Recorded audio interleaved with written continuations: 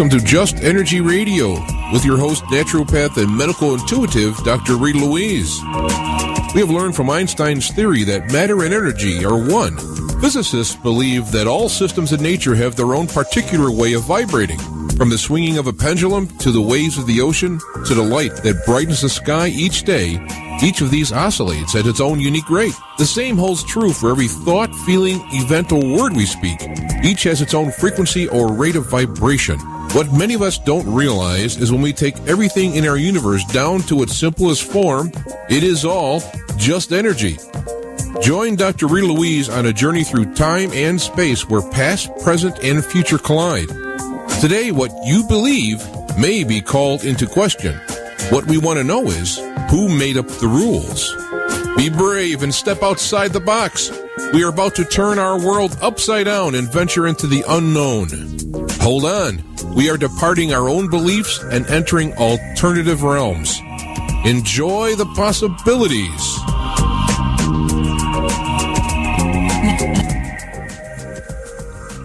Hello and welcome to Just Energy Radio. I'm your host, Dr. Rita Louise, and thank you all for tuning into the show today, here live on the Inception Radio Network. Well, as Dekari Somo said, Happy Mayan Fool's Day to all of you. So I guess we made it, and we're still here. And what we're going to be doing today is taking your calls where you can share your stories of survival, of our total annihilation, because you lived to tell about it. And we're opening up the phone lines. We'd like to hear from you. We'd like to hear the serious stories, the quirky stories, the bizarre stories of your survival. But we're also going to be talking about the whole concept of ascension and where we go from here. So anything 2012 related, the door is wide open. Wide open. Couple of announcements I'd like to make. Just Energy Radio in 2 weeks is moving to Thursday nights from 8 to 10 p.m. Eastern Standard Time. We'll be opening the new year up with Michelle Levante and Deborah Clement, my favorite astrologers, doing a look at the new year. Also, one of the things that I want to tell you, and this is our secret, this is just for the Just Energy Radio listeners. So don't tell anybody. Well, you can, but it's still our secret. So since we survived the catastrophe at hand, I decided to make a very special offer just to my Just Energy Radio listeners. And so you've heard me talking the last several weeks, understatement, about my new book, Man-Made, The Chronicles of Our Extraterrestrial Gods. And if you've been wondering about it, wanting to get a hold of a copy, but with Christmas and everything at hand, a little bit hard. Well, today, December 21st, 2012, and today only, it is available on Kindle for free. That's right, free. And I can say that on air and I won't get spammed, so that's a good thing. And what I'm hoping is that if you do decide to download it and read it and enjoy it, that's the key part. If you enjoy it, I would love it. I would be honored if you would go on Amazon and post a review. Okay, now if you want to write nasty things, don't do it. But if you want to write good stuff, I would totally love it. Because we really would appreciate help and support for the book.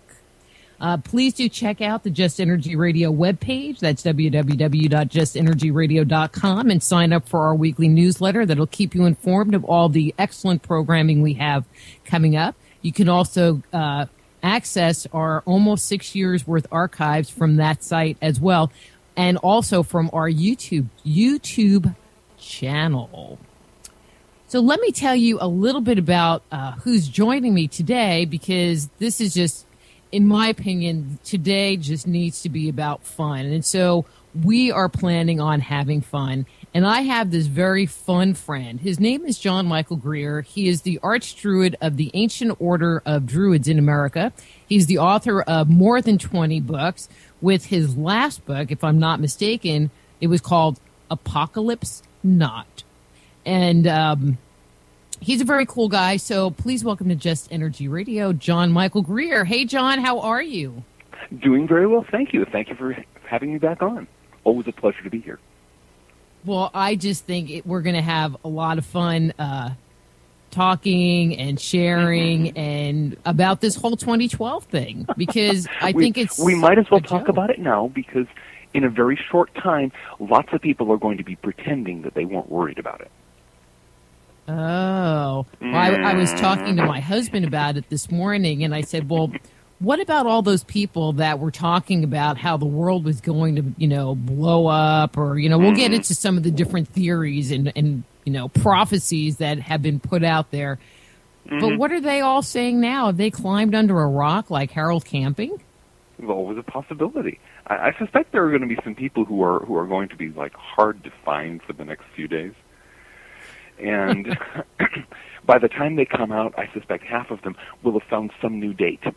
That's a very typical thing that happens after somebody makes an apocalyptic prophecy, the way Harold Camping did, Things went wrong with, Jesus did another no-show in May, and so he popped up and said, well, actually, it's October. Well, Jesus did another no-show in October. But it's a very good way to save face if you've kind of put yourself out there and made a big deal about how that something, the world is going to be splattered like a cockroach, on December 21st, and then we all wake up, and it's an ordinary day. I know, and the sun's shining here in Texas. Well, there you and go. It's beautiful. Here we're getting a little light snow, and it's kind of gray and cloudy, but, anything else, this is December in the north central Appalachians, and so anything else would be kind of unusual. Well, I don't want to say we have global warming, but it's going to be like in the 70s today, which is abnormal for this time of year, even for where I live. But let me give out the call-in number. It is 888-919-2355. That's 888-919-2355. So are you one of those people that collected up 50 cans of beans or stocked up on tons of water or whatever, one of those survivalist people that were ready for the world to come to an end? We'd love to hear from you. John, did you do anything special to prepare for today? No. We normally we have a pantry, and it's normally fairly well stocked simply because we like buying in bulk. But we didn't do anything in particular. The thing is, the Mayans never predicted any of this. This is the thing that I found out when I did the research for my book. The whole thing was made up in 1984 by a guy named Jose Arguelles, the New Age writer and promoter. He literally made it up. Now, maybe he had this sudden inspiration, and angels or Quetzalcoatl or something told him. But he's the source of the whole thing. The Mayans didn't predict a bit of it. And as soon as I found that out, I was going, well, it's one thing if this is ancient prophecy date, but if it's something that was invented in the 1980s by a New Age promoter, it doesn't mean it's wrong, but I'm certainly not going to lose any sleep over it. Well, I'm glad you brought up that topic, because I dug and dug and dug into what the real, the prophecy was, quote unquote. And after a considerable amount of digging, I did find what the whole thing, where the whole thing came from. And there was one stela. Okay, the beginning of the cycle is notated by the planting of the three hearth stones, cosmology, which talks about creation. But they have multiple representations of that throughout Mesoamerica. So, it was something that was well known. The end time, quote unquote, was found on one stela, and John and the listeners, other than, some of these words I can't pronounce, but this is what it says. It says, on the 13 Baktun will be finished on 4 Jah, the third, I don't know, some other word, which is, basically, this is the date.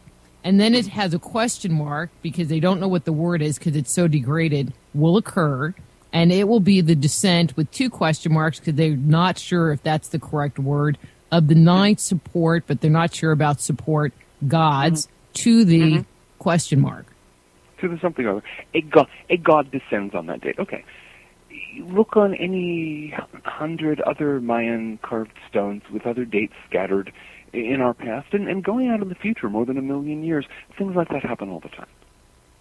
It's not as though there's any kind of big the world will be splatted by a gigantic meteor on that date or anything like that. Okay, God does something that day.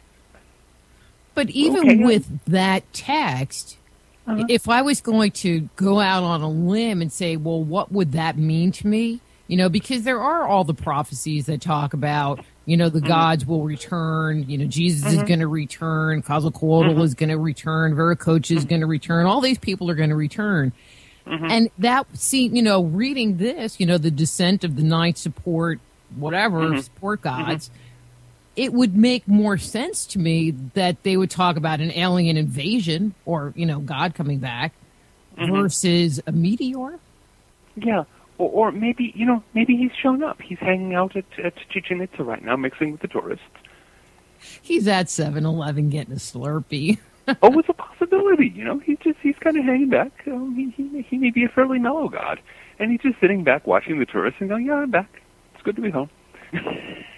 Well, God wasn't here when they had fast food. He might be like at McDonald's, getting a Big Mac. I should hope that a Mayan god has better taste than that. But he's never had it, so how can he tell? Well, he's a god. Supposedly, I think you know these things if you're in that business.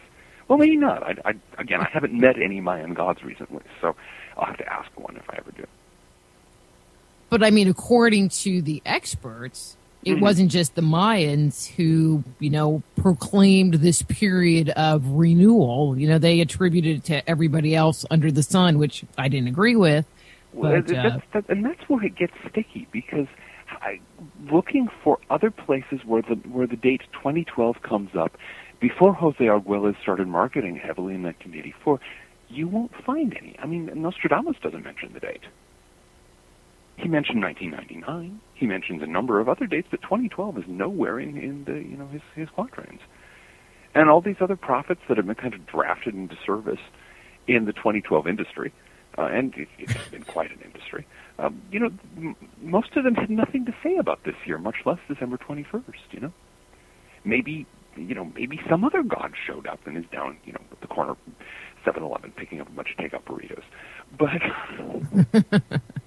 But there's no way you could tell that from the prophecies until some people got the bright idea. Ooh, 2012, it's a hot date. The Mayans, they're cool, and I'm sure a lot of the people who wrote these things believed very devoutly that in whatever inspiration they'd received or what have you. But I happen to know that there were others who were just, in the book trade you hear about such things, who were really looking at this going, oh man, I can make bucks off this. And so away we go.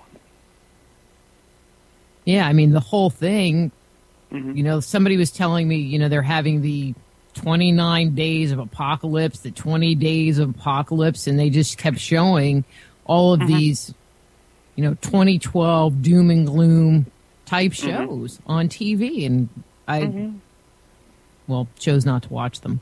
But I hope not. I'm sure you have better things to do with your time.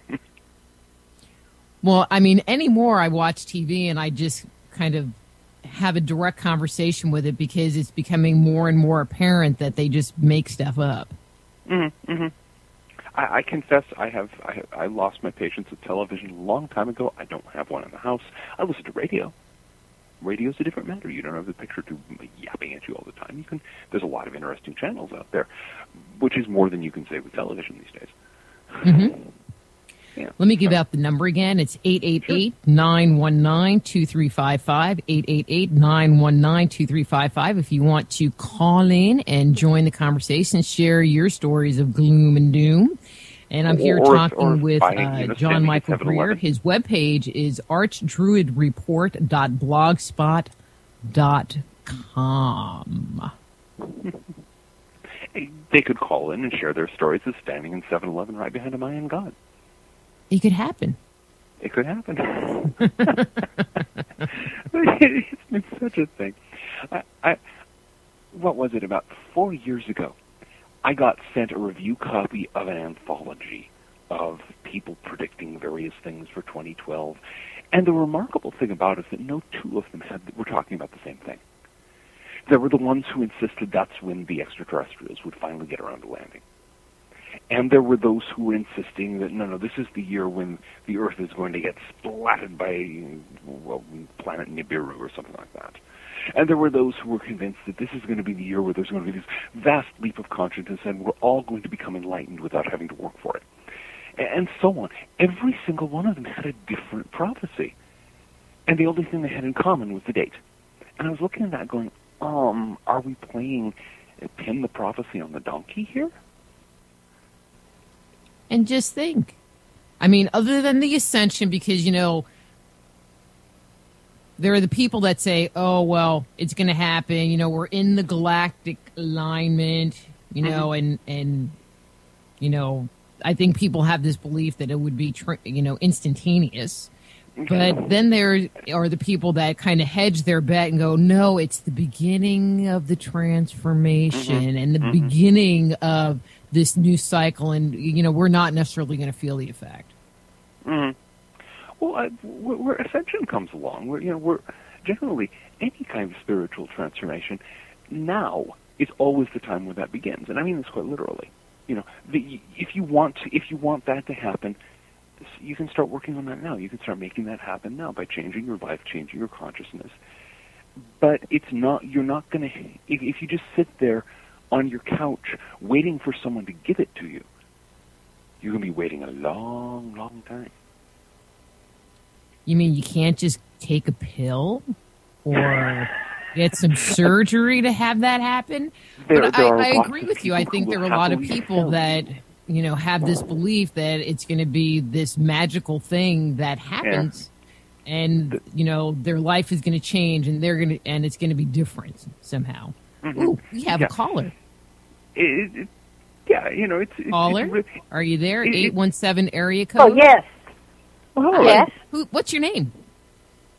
Well, I heard you the other night at Satori. I was at Satori. Uh-huh. Do you remember? Well, I remember being there. Yes, I heard you the other night, and I just wondered if y'all could discuss Callan's opinion about what happened on the what was going to happen. He spoke more, or have you read Callan's opinions on the subject? Especially this goes to John Michael Greer. Mm-hmm. I'm not familiar with the person in question. Go ahead. But you're not familiar with the person? I can respond to it to a certain extent. I mean, one of the things that Callan's work identified was that the transition actually happened last year in October of 2011. I think it was October 26th. And one of the things that he was talking about was this evolution of consciousness from kind of like the beginning of the planet or the beginning of the universe. I mean, on a much grander scale, moving up in consciousness to the beginning of a new cycle where we are now is actually at the bottom of the next level of our evolution of consciousness. He never predicted any kind of gloom and doom. He never predicted any kind of negative thing, but, just really a shifting in consciousness, a moving up into the next cycle of time. Well, yeah, just as today is always the first day of the rest of your life, wherever you are is always the beginning of the next cycle of your development. And so I have no quarrel with that. If people want to say, okay, now here we are at the bottom stage of this phase, let's get to work and see if we can make ourselves better people and make the world a better place. That's cool. I have no difficulty with that whatsoever. Well, but one of the big points that he was making was that, the vibration was changing, that the energy was shifting, things were speeding up. And then with each of the different cycles, there was a new level of awareness, a new level of consciousness that was coming through. And some of the stuff that he identified, the timings, they seem pretty congruent to me. But again, his cycle ended, his calendar ended last year. Yeah. And the thing is, I figure as long as we're all working on it, I have no problem wait and see. Let's see if in fact there is a new influence coming through, if things have actually shifted. One way or another, the work remains before us. We've got work to do. We've got stuff to do, each of us as individuals, all of us as a community, as a species, and so on. So, yeah. Oh, I want to thank the caller for calling in and asking such a good question. Thank you very much. Anyway, yeah. So no, but I can live with that. Go ahead. When people present information and they can show something that makes sense, that there's research to support it. Even if I don't necessarily agree with the conclusion, at least I feel like it's coming from a more grounded place versus, oh yeah, Planet Nibiru is going to come and hit us. Going to come and swat us, yeah. Yeah. There's always, I think, the division that I see in a lot of this stuff, and it runs through the New Age community, through the esoteric and the alternative spiritual thing, is does what's being predicted take the place of doing your own work, of doing what you need to do, or is it an incentive to do your own work? And that's a big thing. If Planet Nibiru is coming, okay, big deal. If it swats the earth and blasts us all to kingdom come, okay. So, basically, in the greater scheme of things, okay, that's an accident. That's like, you pull out onto the freeway and somebody comes along at 80 miles an hour and creams you. Okay, it happens. The question is, what are you going to do about your own life? And if somebody's saying, okay, we're entering into this new phase of energies, and here are some reasons to think we're entering into this new phase of energies, but the thing that matters is, okay, now we know the work that's cut out for us. Now we know what we can accomplish, what we can aim for during this cycle of time, and okay, so get to work doing your spiritual practices. Get to work, looking at your life, trying to understand things from a higher state of consciousness. That's great. I mean, even if they don't have any facts, even if it's just, the great bird of the galaxy descended to me last night and told me, sit down and meditate, guy. Then I'll take the word of the great bird of the galaxy in that case. I mean, the part I find interesting is if we're going through this whole big transition, there's still a lot of really cranky people out there. I got a couple of very nasty emails this morning, which I'm not going to repeat on air, but it was like, wait a minute. Where's the enlightenment part? I didn't get it. Oh yeah. I'm so far. My collection of emails has been fairly mellow, simply because I've been kind of poking at the issue for the last year, talking about various other end of the world prophecies that did not pan out and so on.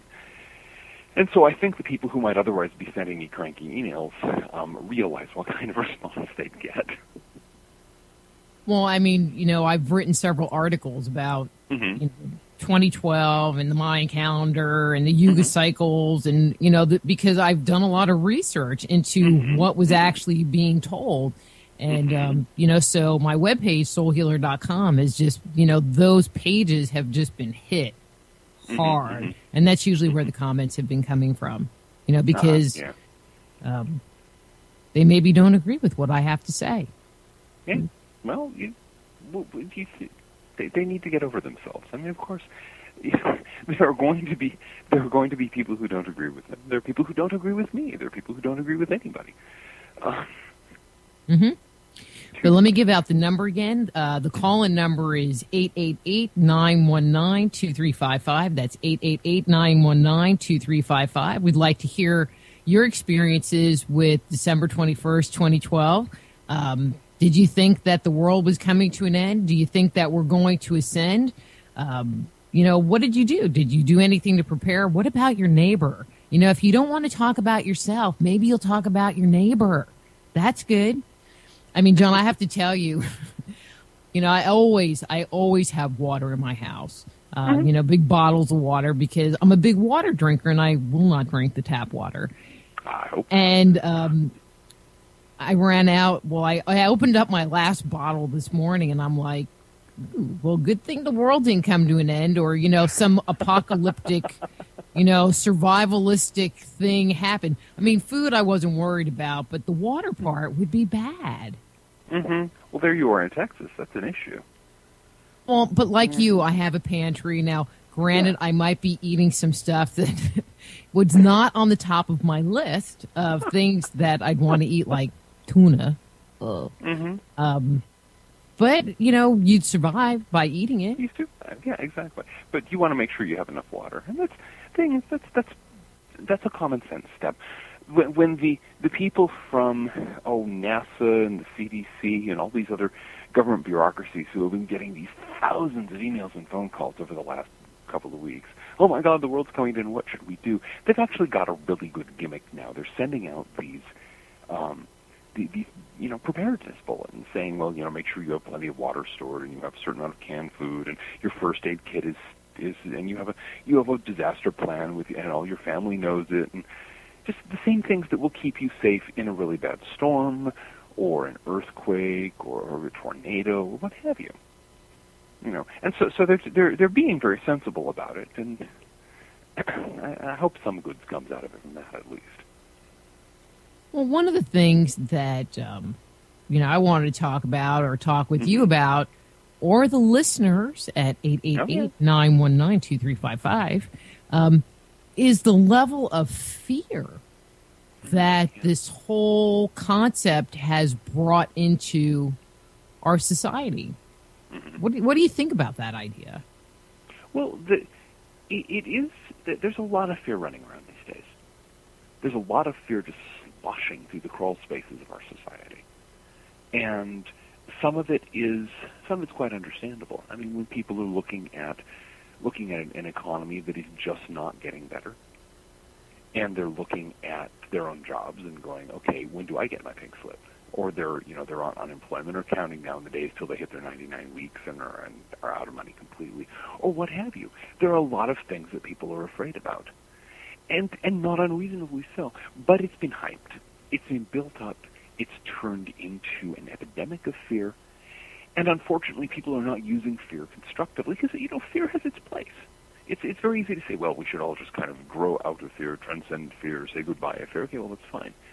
But fear has its place. If you're being stalked, you're out there in the African savannas and you're being stalked by a lion, being scared is a good thing because, the adrenaline's there. You're sensitive to every sound. You have a better chance of pulling through if that circuit is going off, going,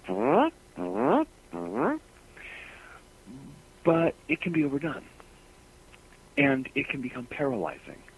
And it can reach the point where you're too terrified to do anything. You're just sitting there shivering and cowering, waiting for something to happen, and nothing does.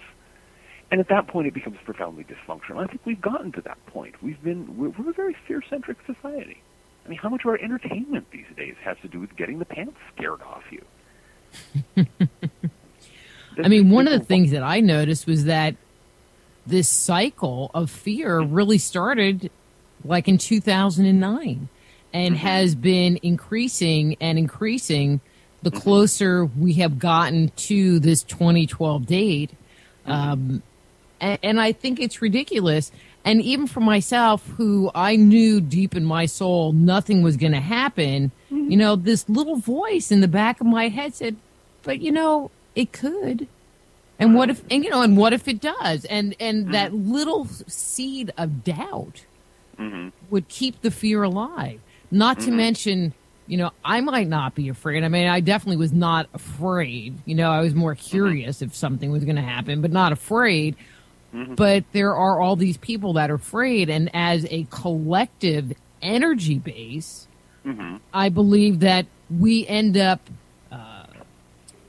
we create a resonance of negative energy, of fear that we all have to live in, and then my fear buttons get pushed, and I have this resonance of fear, and I feel like it was just huge.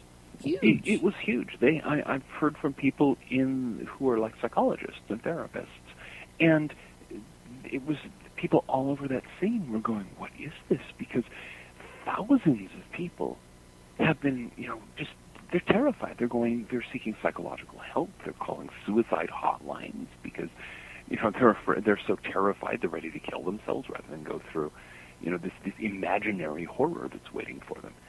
And, we built up an incredible charge of fear.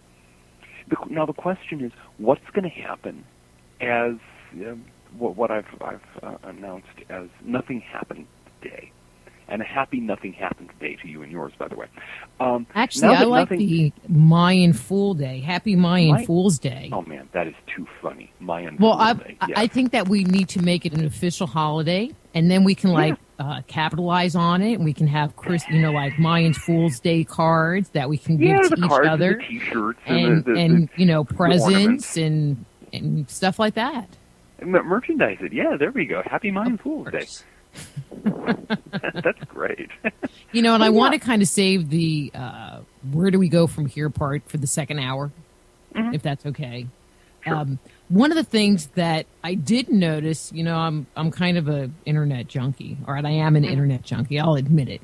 And but one of the things that I noticed was that I have not seen any reports, unlike when Y2K happened or like when Hale-Bopp came close to the Earth.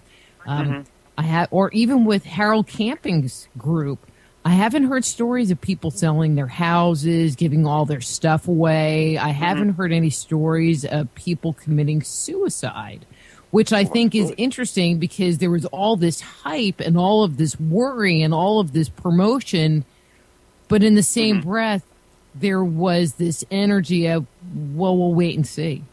We'll wait and see. And that's a good thing. I mean, I certainly didn't... it would have been really horrible if there had been a lot of people, selling their houses and giving away all their stuff and then being left there, with nothing. Much less, people killing themselves doing something else rash and stupid like that. It would be good if people developed a little more of a wait and see attitude toward this thing, and got a little further past the fear and said, okay, well, maybe it will, but probably not.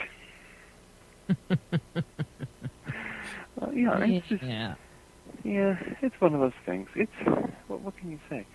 So do you know anybody that stockpiled anything? I know some people who have stashes. I don't know anybody who specifically put up a stash because they were afraid of the end of the world or this particular end of the world. I know preppers. I know people who have 3 months of food stashed away and water and various other useful things.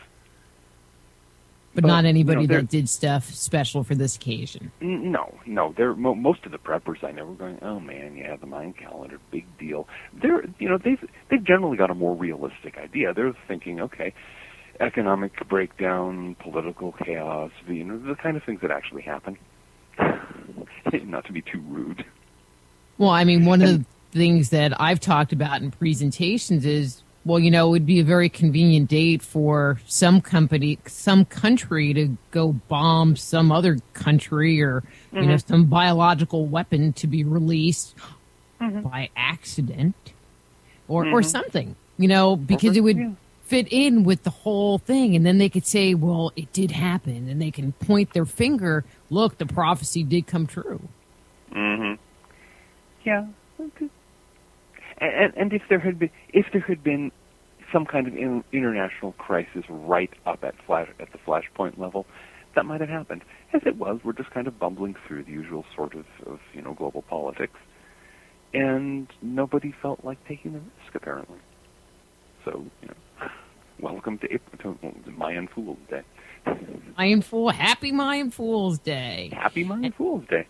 And again, the call-in number is 888-919-2355. That's 888-919-2355. If you had to pick, because I'll share mine, but I'll let you go first. If you had to pick, which was, and I'm sticking with the gloom and doom right now, and we'll shift over to the other side, the better side, later. But if you had to pick your favorite gloom and doom prophecy, which would it be? I'm partial to asteroids and comets hitting the Earth. That's colorful. The fireworks are impressive. You have, the special effects are great.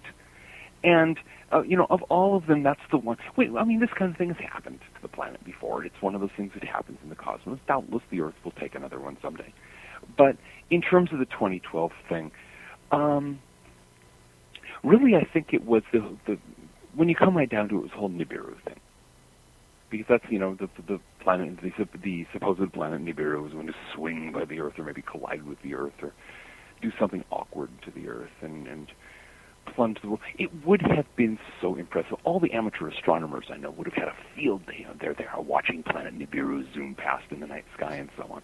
They would have had a great time, even if the rest of the world was in chaos. So it would have been really worth watching. So I think that's probably my favorite, 2012 gloom and doom, absolute disaster movie fodder. What's yours?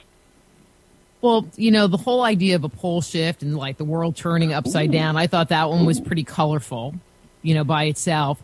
The one to me, if I had to pick one that I thought had the most credence, however, was the idea of solar flares. I mean, has been shown that the electromagnetic sphere around the Earth has been thinning, and they have had some, higher levels of solar flares coming from the sun. And from a scientific perspective, that one seemed like, it's not anything we can control. We're kind of in a cycle of higher flares. Could it happen? Maybe. Could it happen? Yeah, I mean, as realistic ones go, that's pretty good. Because they're, not that we have any more reason to expect one on December 21st, 2012 than any other day. But big flares happen, and the Earth's magnetic field is gradually weakening as we get ready for a magnetic pole flip, probably in a few thousand years. And, which does not mean the world turning upside down, just the magnetic field's doing it. And which happens all the time. I mean, it's happened many, many times in the Earth's history. But at any rate, so the magnetic field is weakening, and the sun is going through an upcycle, and it'd be. I admit I would be pleased by one thing about that which is again, it would take television off the air. I'm not a fan of TV, as you know. I mean, it wouldn't bother me if television went away. I'm a big reader anyway, and it would just give me more time to read, which would be fine. Exactly.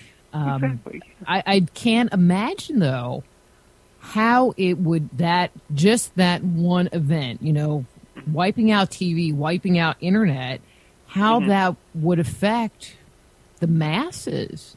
There are so many people, I like to think of TV as Soma, Brave New World, they gave all the people on the planet this drug called Soma, and it made it so you just kind of got up and went to work and went back home and became a vegetable. Totally, and I feel like TV is the Soma of the masses because it just keeps us dead. What would happen if they didn't have their little, nugget of TV every day?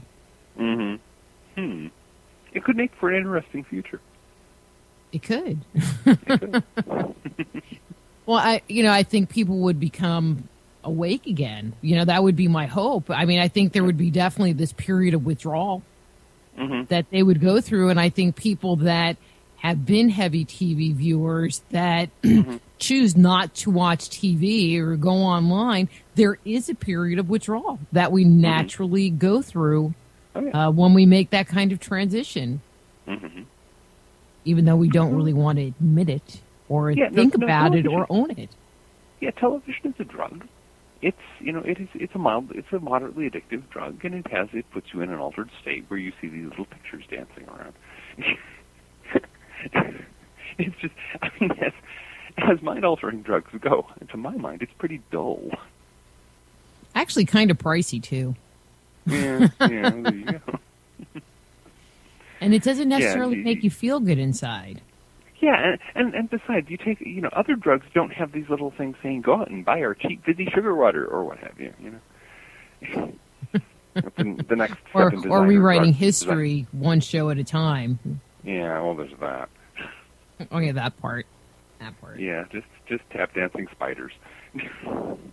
But I have to tell you, one of my favorite things that I saw circulating around for a while was the concept of, doomsday, the end happening at like 11:11 or 12:12. I think it was 11:11. Yeah, I remember 11:11, and there were people who were convinced that was going to be the end of the world. There were people convinced that was going to be the beginning of the new age. It was going to show up on schedule. Right, that was like 20 years ago. I know. But and here anyway, we are. No, they were saying that with this Mayan calendar stuff. Oh, yeah. That it was going to happen at 11:11, and so of course I have to post back. Is that Central Standard Time? Where are we talking about 11:11? Is that AM or PM? Yeah, but I right. in my mind, I'm thinking, where did these people make this stuff up? Well, why didn't they do it for like 11:11 so they could do 11:11 AM on November 11th of 2011? I mean, that would have been a much better one. Too late now. I'm afraid the marketing team didn't get to it in time.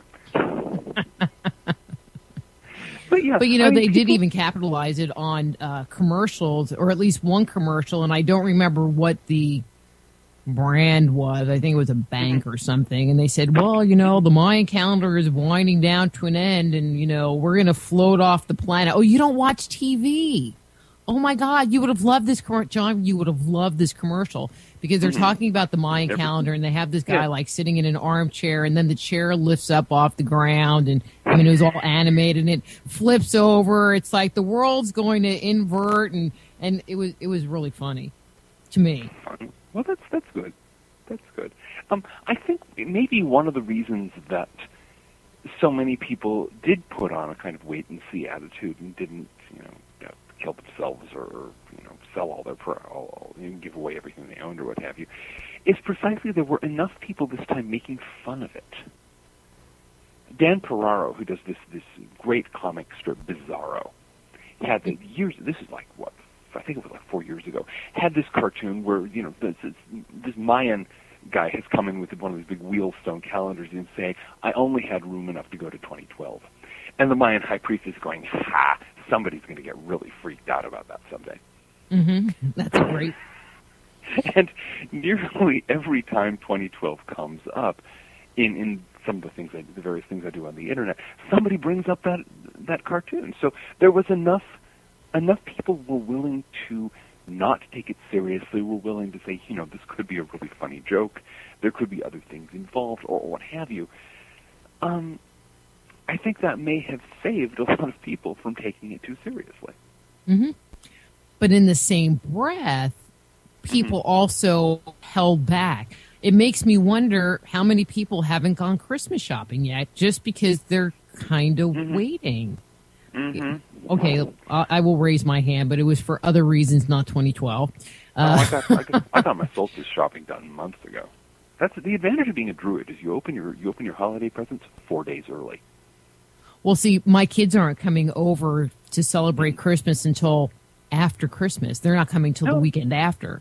And so I'm like, hey, I can wait till after Christmas to go and finish up what little bit I need to do. Tuesday. I mean, I'm not totally unprepared.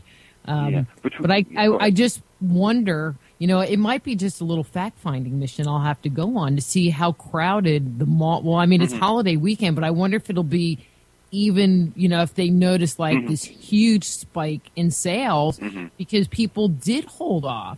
But I don't mean just Christmas shopping. I'm talking about companies hiring people looking to spend their money, people making any kind of plans to do what they need to do or what they've been thinking about doing, especially for the last, I'm going to say, 2 or 3 months. Mm-hmm. Yeah.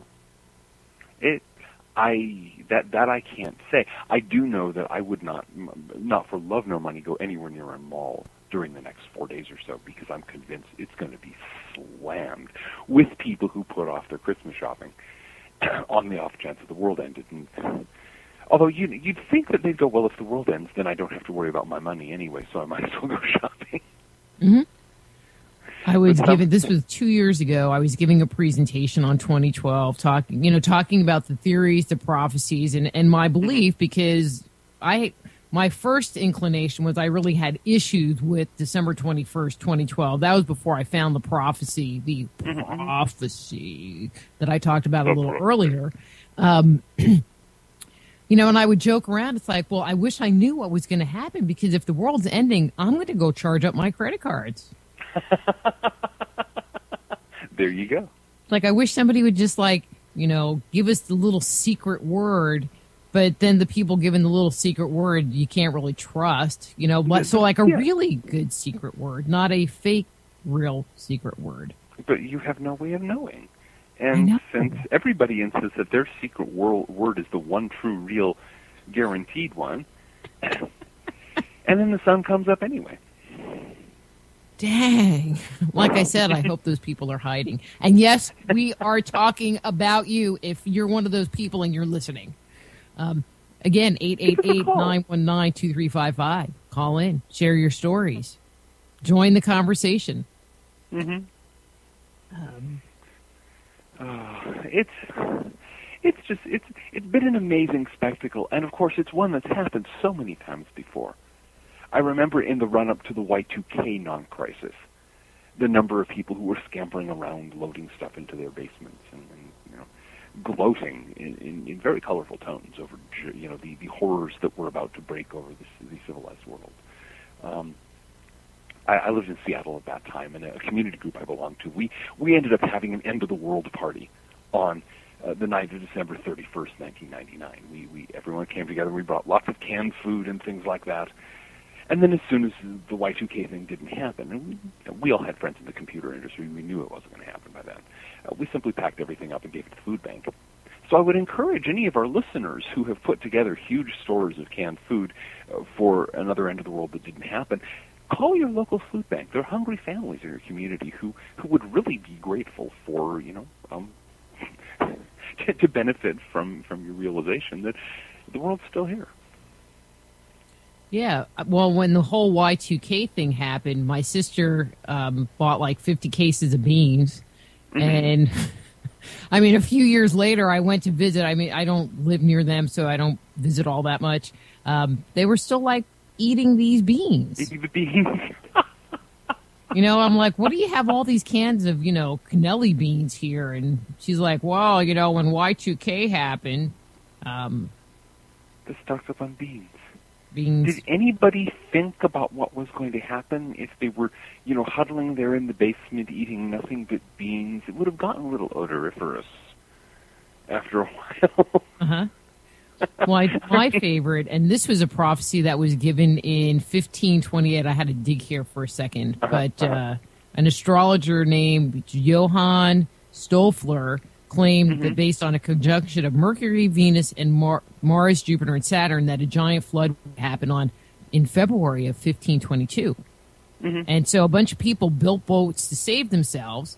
And so on the day that it was supposed to happen, it started to rain, and it caused the people to go into this panic, and hundreds of people died because the people went into a panic.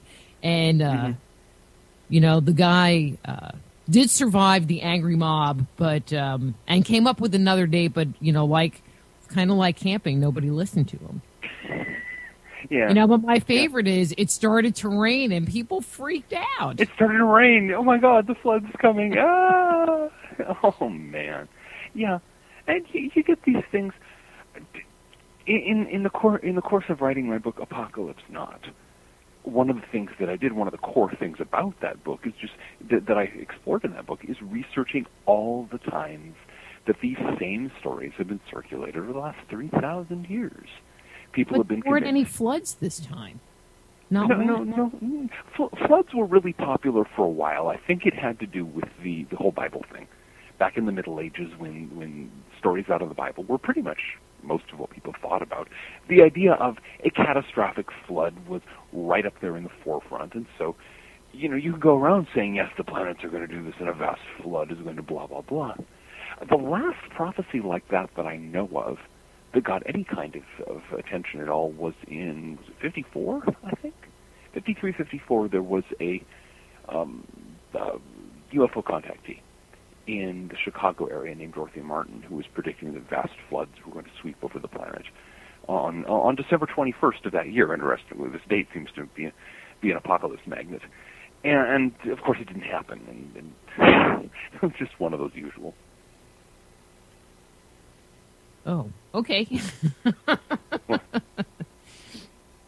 But I mean, yeah, floods are one of the classics, and nowadays getting but it's the one that did get overlooked. These, yeah. But I guess we're into bigger and better things now. Having a comet crash into the planet, having another planet come by and steal our atmosphere, and solar flares. They're much more dramatic than a flood. Yeah. Well, didn't that movie 2012 have like vast waves sweeping over the Himalaya mountains and things like that? Right, but that guy was standing right outside of Yosemite National Park. Not Yosemite? No. What's the one that's in Minnesota? Yellowstone.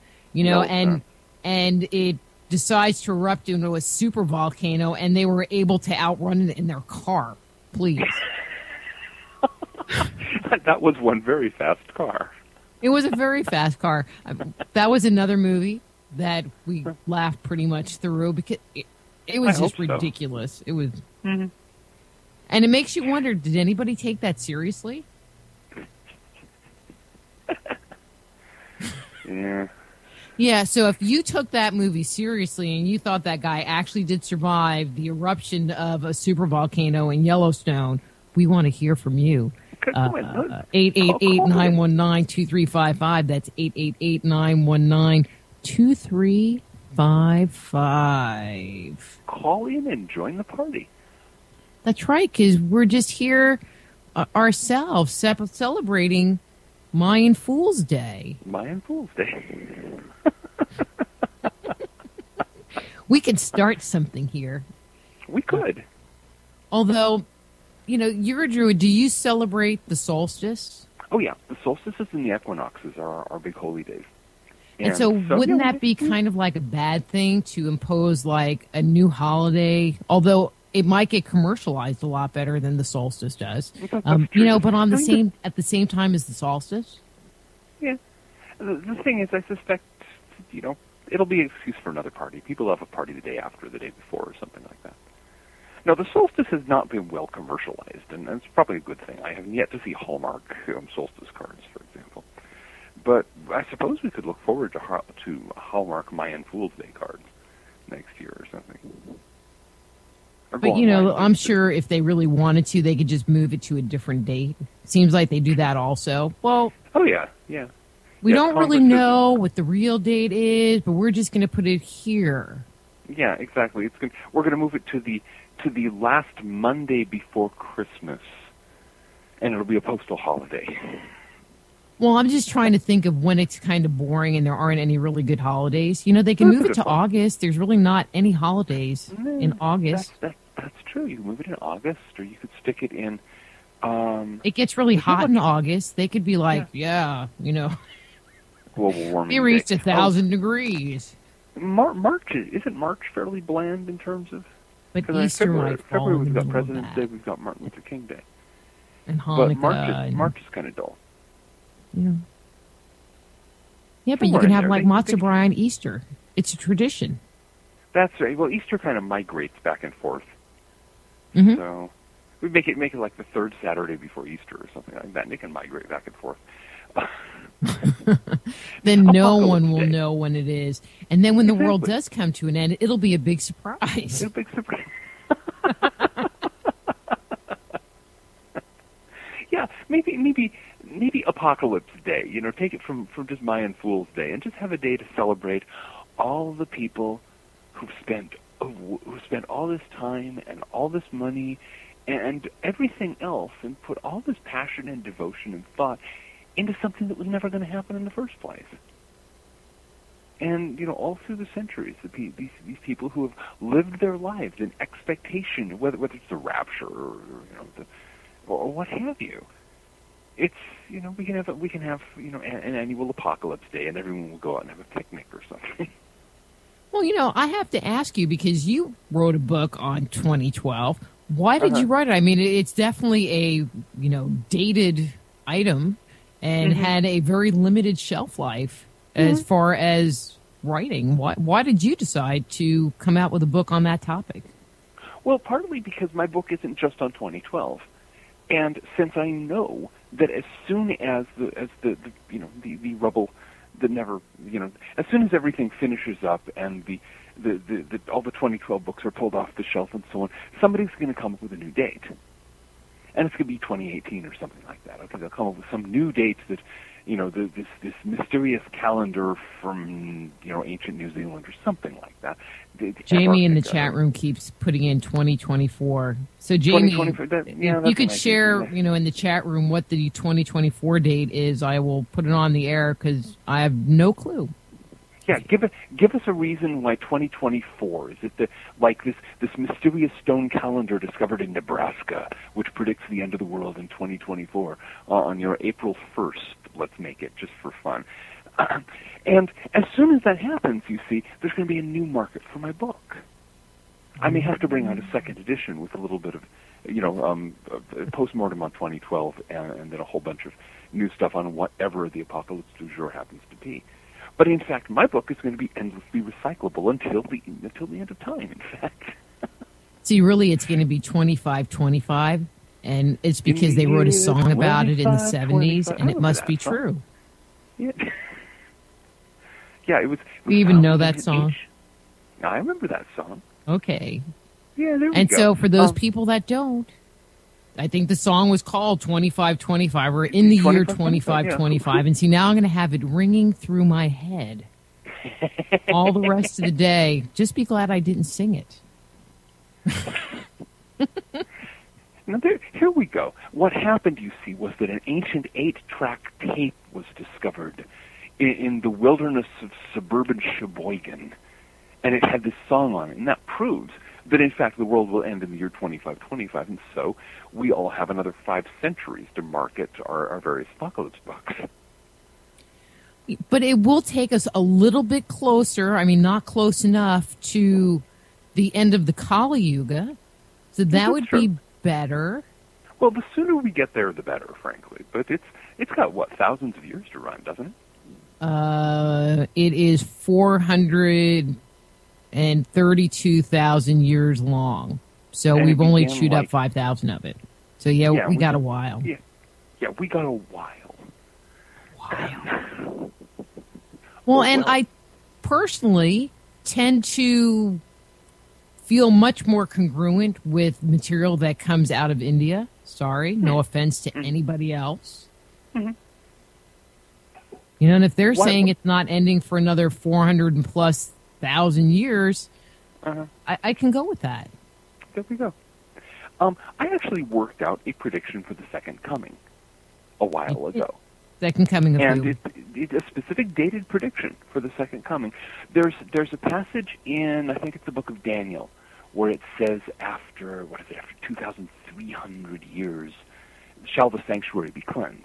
No, out of 2,300 days shall the sanctuary be cleansed. Okay, so we have that. And everyone agrees that that's talking about the destruction of the Temple of Jerusalem by the Babylonians, okay? And it says in a couple of places in the Bible, a day of the Lord is as 1,000 years, okay?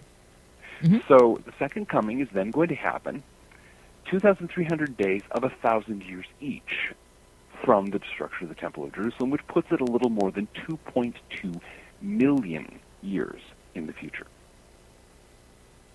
Well, I'm not really planning on being here at that point. Well, one hopes not. But we do need to go and take a break. When we come back, we're going to take more calls, and I'll be here still with John Michael Greer chatting it up about 2012.